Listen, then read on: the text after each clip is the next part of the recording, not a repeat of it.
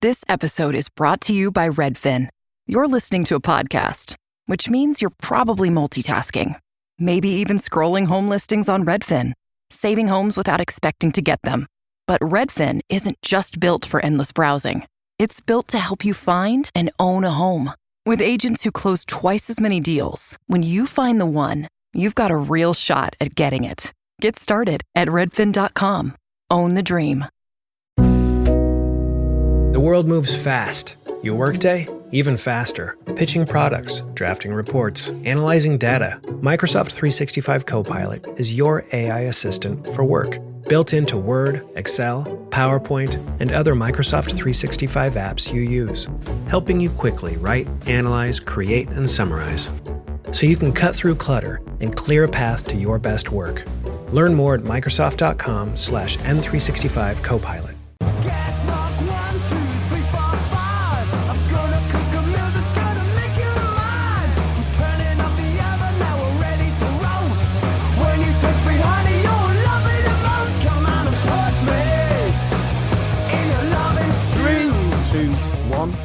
Welcome to another Bitflix.com podcast. My name is Stuart Wright, and today's guest is screenwriter Karla Williams. Welcome to the show.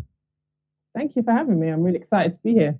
You founded Ms. Mono in 2021, and we're going to talk a bit about that, I think.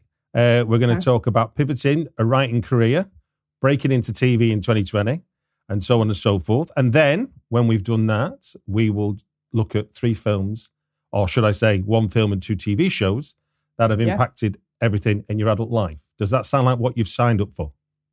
It does sound like what I've signed up for. Starting with part 1 then, the headline you give me is No Longer Waiting, and how you pivoted your writing career. So tell me, what are you no longer waiting for, and why pivoting was important to you? So I broke into the industry, the TV industry, as a screenwriter in 2020. And it was during sort of the BLM summer, we shall call it, when lots of industries were particularly focused on supporting racially diverse talent. Okay. So I broke in, I got my first development deal with a production company. So I had an original idea optioned over 18 months. I signed to a Curtis Brown agent. Amazing. And then off the back of that, I went on to write on Grantchester, the ITV drama. I also was in a writer's room for sort of an Amazon Studios hat trick wonder project. Got you. And I think for me, I expected that by achieving certain things, a writing career would materialize. Because a lot of the narrative I felt was around breaking into the industry, but there was less narrative around actually sustaining a career. And I thought it was kind of unintentionally a bit of I won't say tick box exercise, but certain opportunities will lead to more opportunities. Like I thought that was it. Yeah. So being with Curtis Brown, having a TV credit, being in a writer's room, having like a really strong spec script, which was developed over 18 months. Yeah. I thought those things meant I would have a career. So I kind of did them, and the career didn't materialize in the way that I'd hoped. And unbeknownst to me at the time, I was waiting for opportunities to come to me as opposed to creating opportunities myself or working towards creating opportunities myself. So that's the pivot, that's the change. So instead of relying on an agent and waiting for stuff, what I'm now doing is I founded the production company, Ms. Mono, in 2019. Oh, sorry. And it always been sort of like a side thing. So we made a few projects. So we've done 2 short films. One of the projects now is on Amazon Prime. The other one was funded by BFI, Canada Council of the Arts, and Toronto Arts Council. Amazing. And we'd kind of done those things on the side. I'd also sort of founded an event series with the company as well, but they were not the priority, and I wasn't running the company with intention. It was quite organic. So it was like, oh, this opportunity's come up, let's follow this. Oh, this opportunity's come up, let's follow that. But I wasn't intentionally building and scaling a production company. I was making ad hoc projects with my production company. Got you.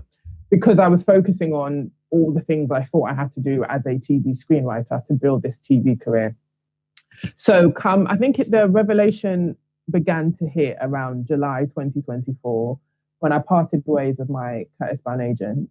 And I also then started working part-time because prior to that, I'd been doing screenwriting or trying to pursue a creative career full-time as a freelancer. And it was quite challenging. Like it got to the point where I was struggling to make rent every month.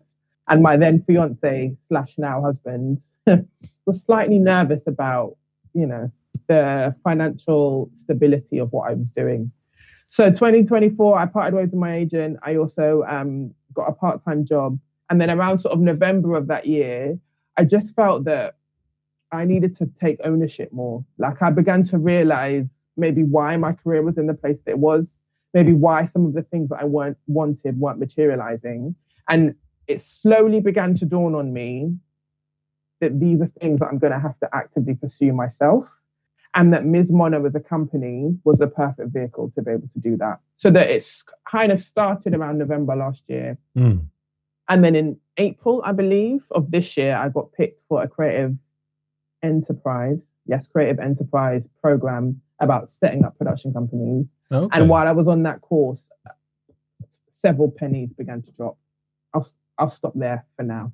That sounds like a very steep learning curve when you say it like that. And things that resonate with me in what you've said is that, and it's interesting because I'd heard something similar about what you're talking about from a novelist. It wasn't something from film, but they were talking about the idea of the difference between what you kind of understand as a career, i.e. you get a job, and then as a writer, and I think you can apply this to screenwriting and the way you're talking about it, is it's a lifestyle, which sounds a bit woo-woo, but you're kind of always a writer. You might be working or you're not working. If you're a writer, you are writing, aren't you? And so the idea of taking agency of what you're trying to get out in the world, as opposed to waiting for someone to ask you to write something to put in the world, is a very different mindset, isn't it? It is. And also one of the key mistakes I feel that I made, which I've been told is quite common for sort of early stage writers, but I did beat myself up about it for a while, truth be told, was the project that I had in development. So it went into development in August 2020. It was 18 months. So it came out like early 2022, I believe. I was so invested in that project that I paused on creating other ones because I was convinced that this project was going to get made. So I also didn't realize at the time how TV development works and that a vast majority of things in development don't end up getting made. And also because the idea was loved by quite a lot of people. And I had several meetings about this idea and there was a lot of excitement around the idea. But when so what happened with the sort of contract was my development exec left. So it took me slightly longer as sort of a newer writer to get it to a stage that was ready to be sent to broadcasters. Got you. So the project wasn't ready when my development exec left. So there was two options. Either it was handed back to me or they would kind of keep it on the slate under someone else. And another thing that I'm sort of realizing and learning about TV, that often if you have a champion in a company on a project, when they leave, that project may die with them because they're no longer there to push this project through. So my development exec handed the project back to me. So my agent really loved the project. And then he sent it out to several people. And I had between 12 to 15 meetings on this project. And my thinking when going into these meetings was, great, I'm going to get them to take this project on board. That was it. Yeah. Now, in hindsight, what I should have done was be like, this project is a great way to meet this company. And I've also got this project to share with them. That's not what I did. I went in with this particular project and I was like, okay, cool. You're going to take it on, right? And then when the answer was no, I was like, all right, next. So I didn't fully, I realize this now, utilize all those opportunities that I had to meet new production companies and share multiple ideas with them. I was so invested in this one particular project. So I think that didn't help my career, really. Because again, I think as a writer, and I've learned this now, while you might have one project that you're particularly invested in is a little piece of your heart, you should be working on multiple projects at the same time, which is the approach I've now taken as I'm building my writing career through my production company, Ms. Mono. So I have I think 3 projects in development with Ms. Mono and 2 other projects in my head that are slowly churning away until I'm ready to kind of put them on paper. Yeah. But it's this multiple approach that I'm now taking, which I didn't take in the early stages of my career. And the reason for that is twofold. One, I was deeply invested in this project. Like, I'd worked really hard on it for like 18 months and my blood, sweat and tears had gone into creating the script. Yeah. And I was hugely emotionally attached to it. But equally, I think we were talking a bit about this before. It was also like a confidence issue. As kind of a self-taught writer from a working class background, I just didn't necessarily believe in my ability to create something as strong as this again, which is why I subconsciously held onto this the first project more tightly than I should have done. I hear you. I mean, in my journalist career before I got into screenwriting, I managed to become contributing editor for Days of Confused magazine, which is as far removed from a life I understand growing up to what I was doing. But I never realised. I thought I've made it in my head, but in fact, it should have been. And it was only I'm talking 10 years after the fact I realised I should have been going out, maximising what that meant in terms of how people would perceive me. Not going, I'm here, this is what I'm doing. It was almost like I was apologising for what I've done, as opposed to going, hey, there's more promise here, come and get it. I get that. And I think that's what I've now come to realise. In film and TV, I don't know if I assume it's similar in sort of a lot of creative industries. It is about maximising each current opportunity to feed the next opportunity. And on one hand, it's quite an exhausting way to have a career. Indeed. Because in other industries, you kind of get a job, you get to a position, you might be, there's work to be done to always build yourself in the role that you're in, but it doesn't feel as intense and labor intensive to get promotions and climb ladders and other opportunities versus film and TV. And it's just, like, I think I've come to realize now, and I've been working on this sort of past year, as much as it's about what's happening now, it's always about what's happening after that and after that and after that. And it's about building a career long term as much as it is about working on the project that you're currently on.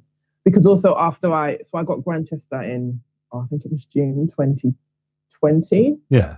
So I started on Grantchester and it was great. I had a brilliant time. I co-wrote an episode and I worked with a guy called Richard Cookson, who had been on the show at that point, I think, for like 6 years. And he was great. He was really supportive. We got on really well. We had similar tastes, so it was perfect. Yeah.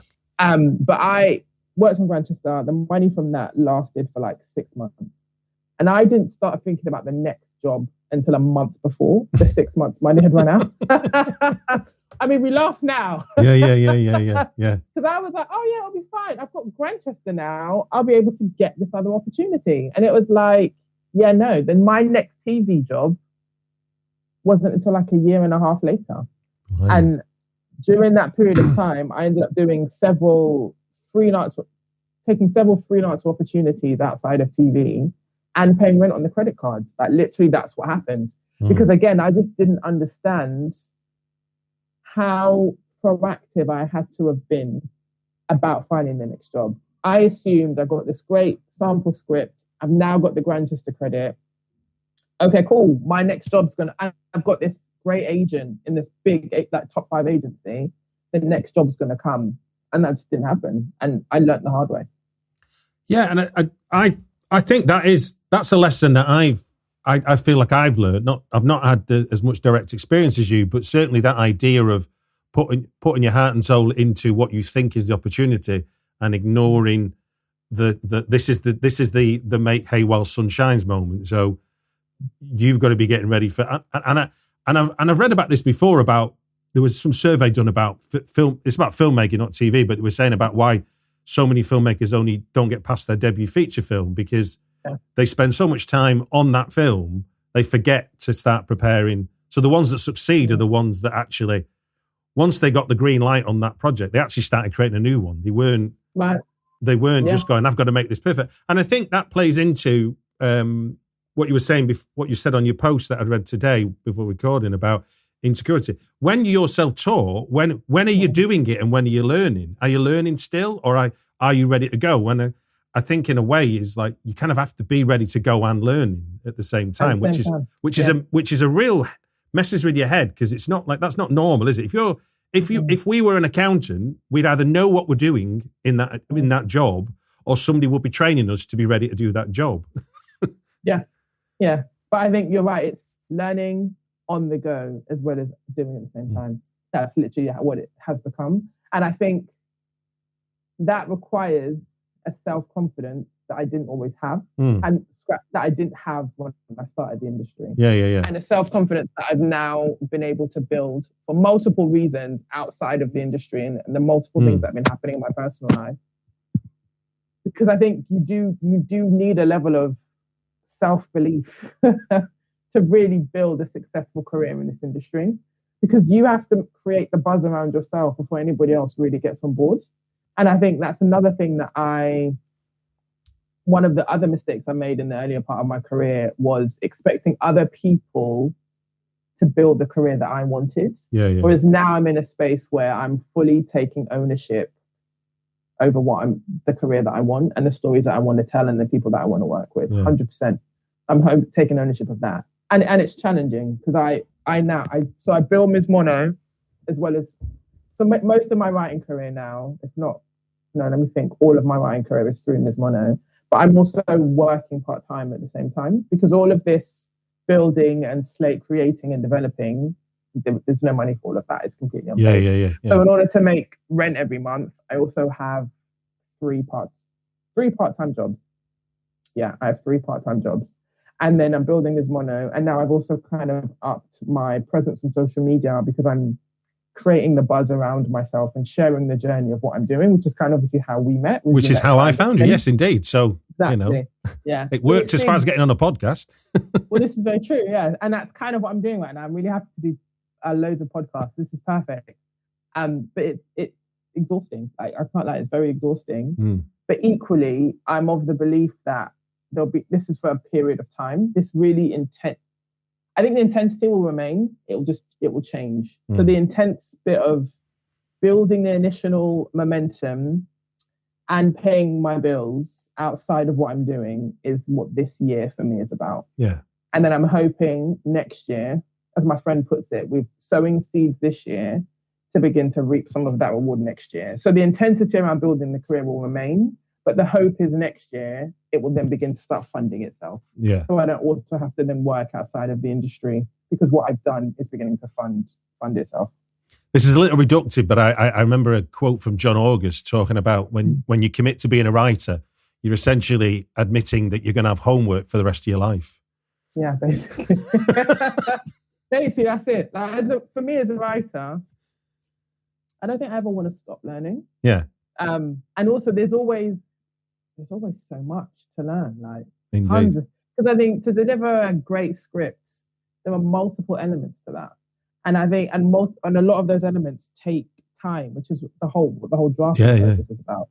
So like permanent homework. But this time it's more fun than the homework we had at school. Like, homework for me is watching TV shows. Like, I watched Breaking Bad the other day, and I learned a massive lesson about character development from watching Breaking Bad. So it's like, oh, it's fun homework. Yeah, that you can actually enjoy. So before we move on, do you want to tell us a little bit about what Miss Mono Meets is about as well then? Because that's obviously, that's an extension of sort of writing, but still using the banner of Miss Mono. Yes. So Ms. Mono Meets came about during one of the lockdowns, I think in 2021.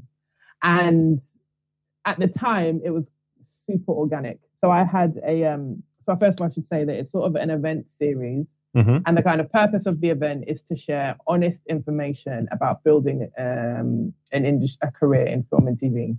And it generally platforms or gives the opportunity to hear from established women already working in the industry. Right. So that's the kind of long-winded way of saying what Ms. Mono Meets is. Yeah. And it kind of began in 2021 when a casting director kind of got in contact and was like, so at this point, Ms. Mono was really small. We had a bit of a social media presence. We were kind of had like an Instagram account, and she DM'd me and said, I really kind of like what the company's about. I'd love to help whatever way that I can. And so I was like, would you be happy to talk to people about being a casting director? And she was like, yes. So then I found another casting director, held like this online event during lockdown. And I think nearly 100 people signed up to attend. So I was like, oh, this kind of cool. There's something in here. So I ended up doing a couple more of them. And then that's kind of where it all began. And since so I've done 2 series kind of like that, sort of hearing from casting directors, agents, writers, directors, head of development, a variety of people. And then now we're working a lot of collaborations. So the event, we had our first collaboration in 2024, I think. Yeah, 2024 with Universal Music Publishing Group. So we had themes for each event and there were panel conversations. So one was like breaking into film and TV, for example. And then we had 3 women on the panel and a host. And then the audience kind of came, it was in person. And then this year we've had another partnership with Women in Film and TV. And we're currently working on a partnership for an event tomorrow with Directors UK and We Are Parable. And this will be the first time we're having sort of a Q&A with the director and also a screening of their debut feature. So the Ms. Mono meets Arm. So for me, I just found it really challenging to find honest, helpful information about working in film and TV. So this is kind of my way to help remedy that and create these spaces where people can speak honestly about their journey in the hopes that everybody in the room can learn about building a career and sort of developing in our industry. So that's one half of Ms. Mono, and the other half are our productions. So Ms. Mono is a company that sort of celebrates and centers the voices of global majority women across film, TV, and audio. And at the moment, we're currently developing multiple areas across film, TV, and audio. Multiple projects, sorry. Yeah. Fantastic. Well, look, I'll put a link in the show notes so people can go and look up and find out more details about that. Moving swiftly along into 3 films that have impacted everything in your adult life, brackets, 1 film, 2 TV shows for today. Yeah. I have had 2 films and 1 video game, so don't worry about it. It's really, really just 3 choices that we can put a 5-minute timer on. And it's about personal biography. So if TV is important to you, as it'd be bleeding obvious to anyone listening to the previous part of the conversation, then it would make sense that you're going to pick 2 TV shows. For anyone tuning in for the first time, Karla has given me 3 choices, of which we'll talk about each one for 5 minutes. When the alarm goes, we will hear this sound, which will signal the end of 5 minutes, and we move on to the next film. I will always allow a little bit of grace to finish the thought if you're in the middle of something, or you can choose to just leave it hanging. It's completely up to you. But yeah, it's more so we end up giving each one ample time each rather than 15 minutes on one thing and then say at the end, oh, and these 2 other things I quite like as well. Okay? Okay, cool. Clock's ticking. And for your first choice, TV show Pose, we go back to New York of the late 80s, early 90s for a story of ball culture and the gay and trans community, the raging AIDS crisis and capitalism. Fun fact, Pose ran for 3 seasons and features the largest cast of trans actresses of any scripted series in history. And Paris's Burning director, Jenny Livingston, is credited as consulting producer. The film was a critically acclaimed documentary about ball culture and fictionalized in Pose. So tell me, why does this have such an impact on you and have lasting memories? So for me, Pose is a perfect example of why I'm a TV screenwriter, because it highlights to me the power of walking in someone else's shoes and how that can shift and change your own opinions. So I grew up in Northwest London, the daughter of a Pentecostal pastor. And unfortunately, but not uncommon, homophobia and transphobia was just part and parcel. Like, I think within the Black conservative church, particularly what my experience was that homophobia was just an accepted way of thinking. And by extension of that, transphobia. Obviously, as I got older as a person and my mind began to broaden and I began to meet other people, I began to change my opinions and open my mind more. But for me, Pose is a perfect example of, I sat down to watch Pose knowing very little about the trans community, other than the bits I've picked up and obviously the context of my conservative Christian upbringing. And it changed my point of view. By walking in the shoes of these women and their experiences, the switch went off in my head of like, oh, trans people just want to live. They just want to live like anyone else. And for me, I found it deeply moving to hear and understand their life and their experiences. So one of the most powerful moments that actually stayed with me, and I had never thought about as a cisgender woman, was getting married. So in Pose, one of the characters, Angel, I believe her name is, ends up getting married. Right. And it's such a significant moment for everyone, all the trans women in her community, that they all wear wedding dresses. Because it's this idea that a trans woman to actually get married to a man is kind of like, I don't know, this thing that it's like I'm trying to think of is it pie in the sky is a word? Like it's out there, it might never ever happen. Yeah. It's a dream, but no one ever knows if that you'll ever achieve it. Yeah. So to have a trans woman from their community get married was so momentous for everyone. They all came in a wedding dress because they don't know if that will ever happen for them. So they're taking this opportunity to kind of celebrate that it's happening for one of their sisters. And for me, that's the power of TV. That's the power of good TV drama, because it changes people's minds. And that is very much, so I don't write because I have something to say. Like in everything that I create, I have a point of view, and there's a theme, a topic, a subject, a thinking, an area that I want to explore in one way, shape or form.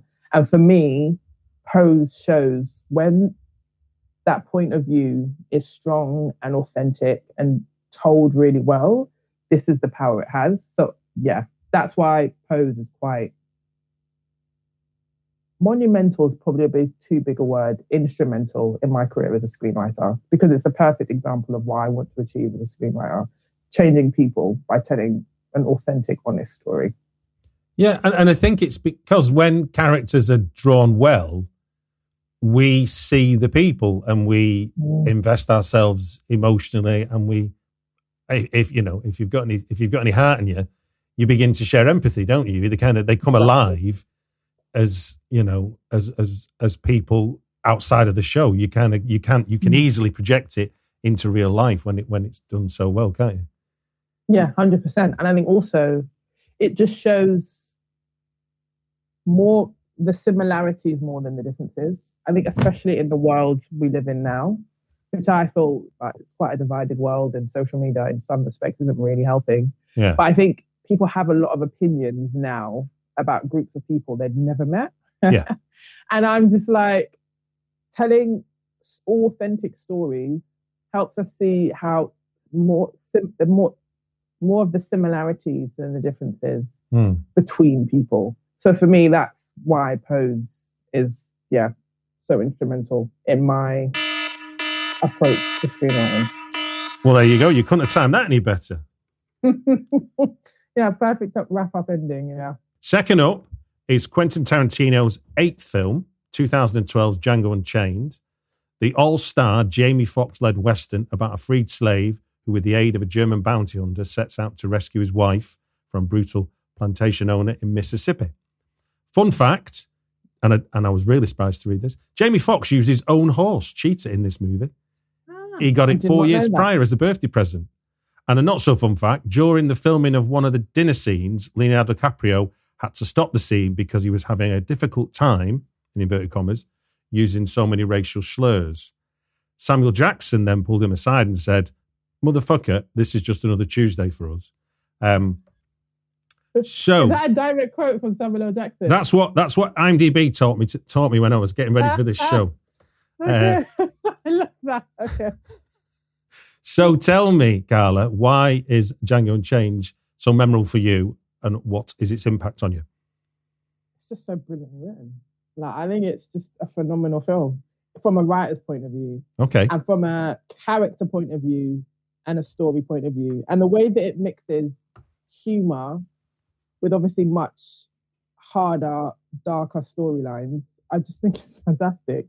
So Django, I can watch and watch and watch and watch and watch and watch and watch and always pick up something different. So coming into the industry, obviously everyone speaks about the genius of Quentin Tarantino. Mm-hmm. And for a long time, I just didn't get it. Like, truth be told, I haven't seen a lot of his films. I've Actually, I haven't really seen his older stuff. Like, I've never seen Kill Bill, never seen Reservoir Dogs. I started off with Inglourious Bastards, and I was like, oh, yeah, cool, there's something here. But then when I watched Django and have rewatched it several times, and one scene not, so I immediately picked up from a writer's point of view, but then also just the way that he directs and the music and the way that he films shots. Now I'm like, I get why people rave about Quentin Tarantino. So I've seen The Hateful Eight, was what I saw afterwards, which I believe is part, like, Inglourious Bastards, Django, and Hateful Eight is part of like this little sort of trilogy. Django is my favorite of the three. Yeah. And I don't think, has he made anything after that? Because I've not seen, has he made anything after Hateful Eight? Once Upon a Time in Hollywood, yeah. Oh, I've seen that as well. Yeah, that was okay. I didn't love it as much. Django for me, I just think is, from a writer's point of view, is just genius. And also I think Christoph Waltz as Dr. King Schultz is one of my favorite characters pretty much of all time. Like, I just absolutely love him. I love how complicated he is. I love he's really funny, and he's just so, but as a character, I just love watching him on screen. And actually, I have this theory that Christoph Waltz, for me, is never as good. I've never seen him truly shine in anything other than Tarantino films. So I think he also shines quite well in Inglourious Bastards. And Django, I absolutely love the character of Dr. King Schultz. And I've seen him in other stuff, and he's never as good as he is in a Tarantino film. Oh, okay. So for me, it's the writing. That's why I love it. Like, one of my favorite scenes is when Django and Dr. King Schultz come to Big Daddy's plantation to try and kill these three plantation owners, but they come under this ruse of something else. And then Big Daddy finds out, and then he's planning this raid. And then there's this scene where all these Ku Klux Klan members are on horses with their headgear, and the eyes have been cut out. And they're complaining because the eyes aren't cut out very well. It is amazing. I just find that so hilariously funny in the midst of what is going on. I love the cutaways that he does to something that's kind of irrelevant, really, really funny, and then back to the action. Yeah, from a writer's point of view, I think it's brilliant. And as I said, I've watched it several times, and I never get bored of watching it at all. And I love how it's like two stories in one. Yeah. Like, the first half is Django and Dr. King Schultz building this relationship, kind of killing all these white people. And then the second half is him really trying to get track down his wife. So my only criticism of the film is Kerry Washington and her role in it. Like, to me, all she does is scream the entire time. And she's such a great actress. I think she could have been her character could have been utilized so much more. And actually thinking about it now, his female characters don't really stack up. In Django, his female characters aren't as great as his male ones. Yeah, thinking about it now. Because all she really does is scream and faint. That's kind of it. And I think Kerry Washington is so much more than a screaming, fainting wife. Like, so much more. And there goes our 5 minutes. I would recommend, if you've not seen it, Jackie Brown, which obviously is a female lead, but that is what's also different about that is it's the only film that Tarantino's made that's not his original material. So it's an adaptation of an Elmore Leonard novel. So it's so he's taken somebody else's. Yeah, and obviously that is a very active female lead who doesn't scream very much at all, but she certainly kicks ass and takes prisoners. Okay, cool, brilliant. I'll check out Jackie Brown. Yeah. Okay then, right then. Tonally, we're going to make a massive shift for your final choice with the Apple TV series The Morning Show, starring Jennifer Aniston, Reese Witherspoon, and Steve Carell. It was created by Jay Carson and Kerry Erin, I think you say, and gives us a peek into the lives of people who help America wake up in the morning, exploring the unique challenges faced by the team. Season 1 was first broadcast in 2019, and we are 4 seasons in now, and season 5 is slated for 2026, so it goes from strength to strength. Fun fact, Wall Street Journal analysed that on average 32 shots per episode contain Apple products, though the producers of the show stated they were never pressured by Apple to include their products. And despite the 3 leads of Jennifer, Reese and Steve being comedy veterans in terms of film and TV, the show is defined as a drama, though with some light moments sprinkled in. So tell us, why did The Morning Show hit for you? What is the impact on you as a writer and why so memorable? Because I think it's brilliantly written. So I battled between The Morning Show and Succession, because I think, again, for me as a writer, both of them are, I say that the pinnacle of writing, but actually I think Succession is probably slightly higher than The Morning Show, which is why when we came into the podcast, I was thinking, is it The Morning Show or is it Succession? So I'm currently watching season 4 of The Morning Show. Yeah. And I've watched every season, and I'm probably halfway through season 4.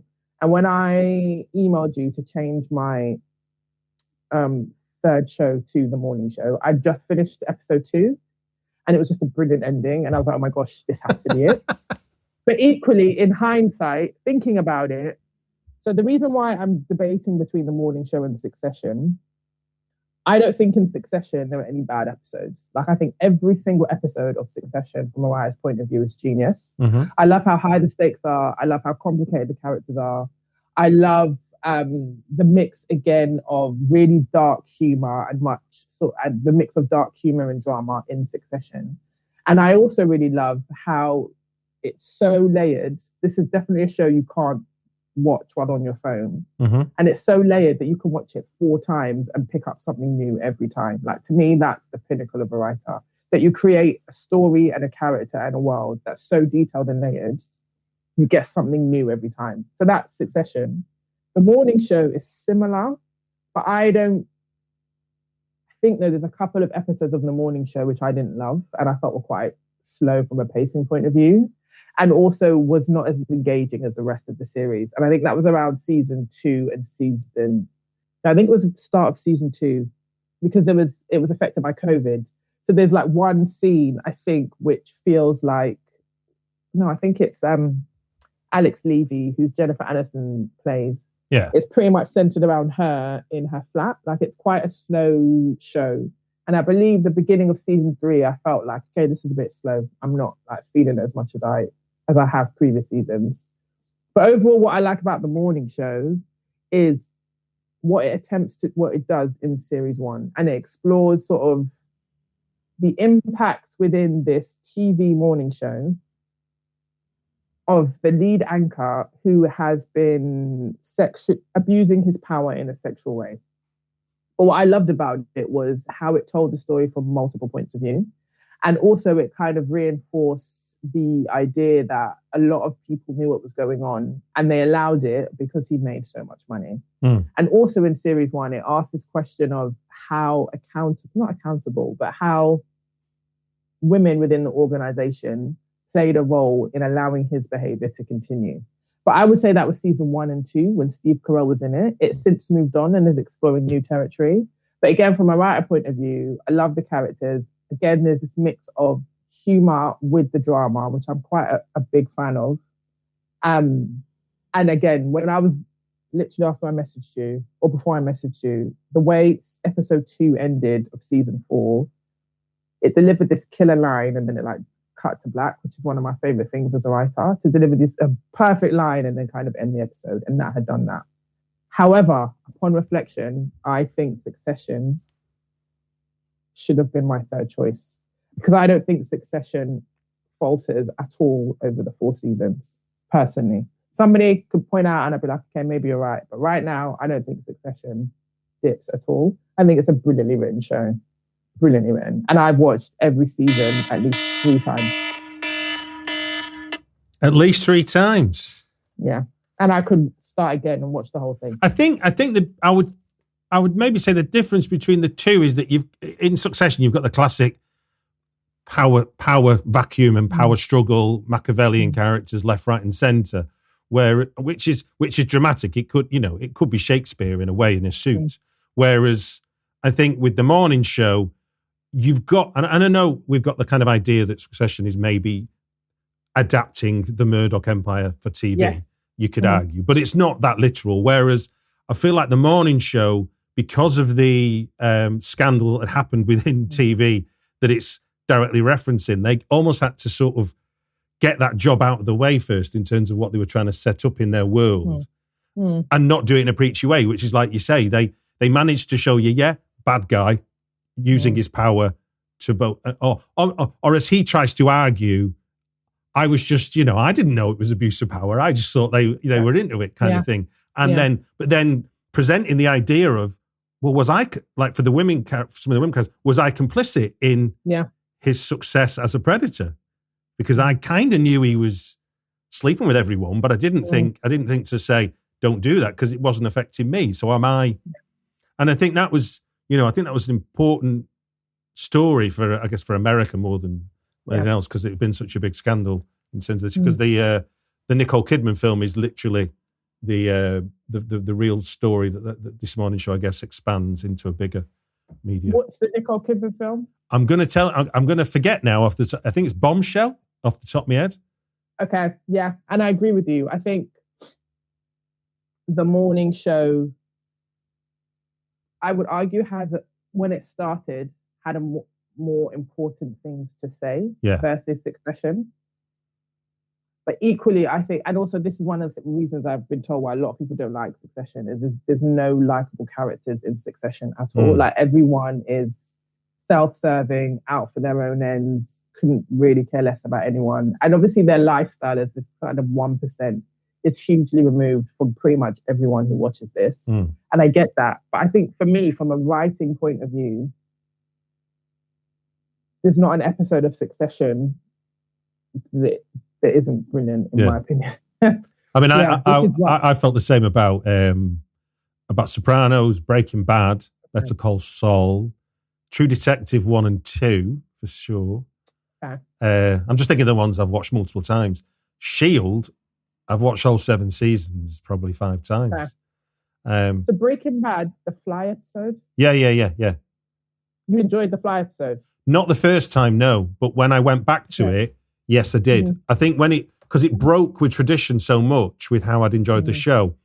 But now I can watch it because that episode you can watch in isolation. It doesn't really bring that much other than to focus the paranoia and the mess.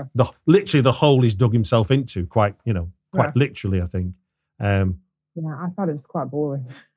So I watched Breaking Bad recently. Like, I think I finished it a couple of weeks ago, and I really struggled with the Fly episode. But don't you think though that from a TV production point of view, Doctor Who does this all the time? I think Russell Davies has talked about it, where you're basically saving money on one episode, to pay for the big machine gun at the that obliterates everybody in the final episode and things like that. Yeah, but it felt like that, and that's my issue with it. Like, it felt like this is a cheaper episode. I call them filler episodes to get us to where we need to go to for whatever reason. And that's the issue I had with it. Like, it felt like a filler episode to me, which is why I was like, And I personally don't think it really, from what I can remember, added a great deal to the characters or the story, personally, that needed the full episode to be able to achieve. That's my issue with it. Yeah. That's your 2 pennies worth. Yeah, that's my 2 pennies about the Fly episode. Yeah. So I was like, all right, cool. Did we really need this? No. Yeah, that's my thing. Well, look, that brings us to the end of 3 films that have impacted everything in your adult life. Thank you for sharing your stories from breaking in as a writer and then breaking in part 2 as you develop Ms. Mono. Is there anything you've got coming up with Miss Mono you want to publicise? Not coming up. What can we watch? What can we watch then, and where? You mentioned about Prime. What can we watch? So we have a short film on Prime called That Girl Persian. You can watch that on Amazon Prime. We also have another short film called The Ride, which is currently, you can't watch that yet. You can watch the trailer on our website. You can watch the film on our website. And you can listen to Do Not Disturb on Audible UK, which is our first kind of move into audio. We were the sort of original production company on that developed the initial idea with the writer Sharice Blackman.